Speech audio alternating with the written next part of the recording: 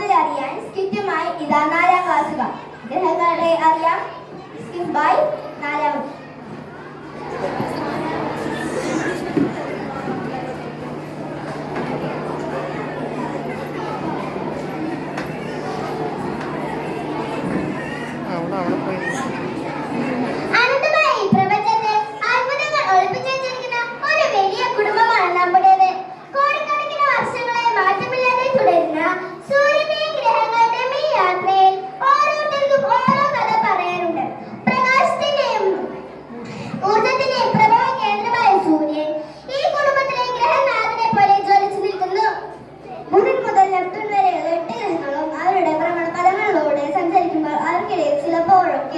പരിഭ്രമങ്ങളും തമാശകളും അഹങ്കാരങ്ങളും പങ്കിക്കപ്പെടാറുണ്ട്.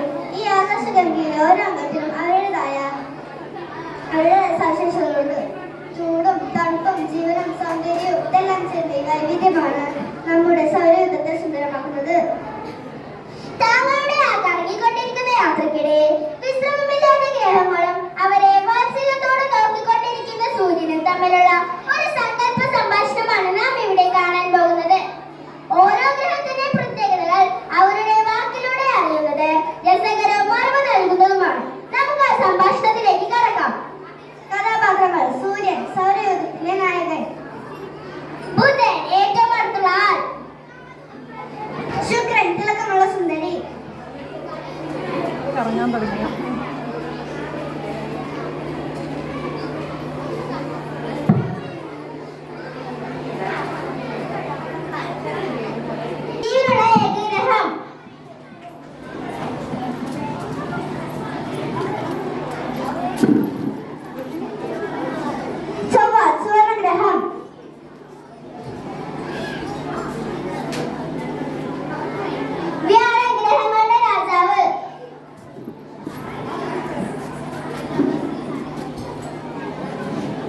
മനോഹരമായ വളയങ്ങളുള്ളയാൾ.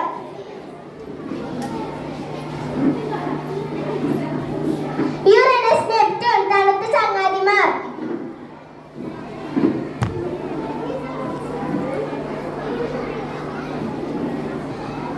Good morning കൂട്ടുകാരെ, എല്ലാവരും സുഖമായിരിക്കുന്നല്ലേ? കൃത്യമായി വളർത്തിക്കുന്നുണ്ടല്ലോ അല്ലേ? ഓ സൂര്യദേവ, എനിക്ക് നല്ല ചൂടാണ്. അങ്ങയുടെ തൊട്ടടുത്തല്ലേ എങ്കിലും എനിക്ക് അങ്ങയെ വേഗത്തിൽ വലം വെക്കാൻ വലിയ ഇഷ്ടമാണ്. ബുധൻ പറഞ്ഞത് ശരിയാണ്, പക്ഷെ ഏറ്റവും ചൂടുള്ള ഞാനാണ്. എന്റെ മേഘങ്ങൾ അങ്ങയുടെ ചൂടിനെ പിടിച്ചു നിർത്തുന്നു. നോക്കൂ, രാത്രിയിൽ ഞാൻ എത്ര സുന്ദരിയായിട്ടാണ് തിളങ്ങുന്നത്. സൂര്യദേവ, അങ്ങ് നൽകുന്ന പ്രകാശവും ചൂടും കാരണമാണ് എന്നിലെ ചെടികളും മൃഗങ്ങളും മനുഷ്യരുമെല്ലാം സന്തോഷത്തോടെ ജീവിക്കുന്നത്. എനിക്ക് അങ്ങയോട് വലിയ നന്ദിയുണ്ട്. എനിക്കും കുറച്ച് ജീവനൊക്കെ വേണമെന്നുണ്ട്. നോക്കൂ, എന്റെ നിറം കണ്ടില്ലേ? നല്ല ചുവപ്പ്. പണ്ട് എന്നിലും വെള്ളമൊക്കെ ഉണ്ടായിരുന്നു എന്നാണ് ശാസ്ത്രജ്ഞൻ പറയുന്നത്. നോക്കൂ, ഈ കൂട്ടത്തിൽ ഏതാണ് ഏറ്റവും വലിയവൻ? ഭൂമിയെ പോലെ ആയിരക്കണക്കിന് ഗ്രഹങ്ങളെ ഉൾക്കൊള്ളാൻ എനിക്ക് കഴിയും. എന്നെ കണ്ടാൽ ഒരു രാജാവിനെ പോലെയുണ്ട്. ഞാനും വലിയവനായിരിക്കാം, പക്ഷേ എന്റെ ഈ മനോഹരമായ വളയങ്ങൾ കണ്ടു. മഞ്ഞുകട്ടകളും പൊടിപടലങ്ങളും ചേർന്ന വളയങ്ങളാണ് എന്നെ ഏറ്റവും ഭംഗിയുള്ളവനാക്കുന്നത്. ഞാനും നെപ്റ്റ്യൂണും ഇവിടെ ദൂരെയാണ്. അങ്ങയുടെ അടുത്ത് നിന്ന് ഇങ്ങോട്ട് ചൂടെത്താറില്ല.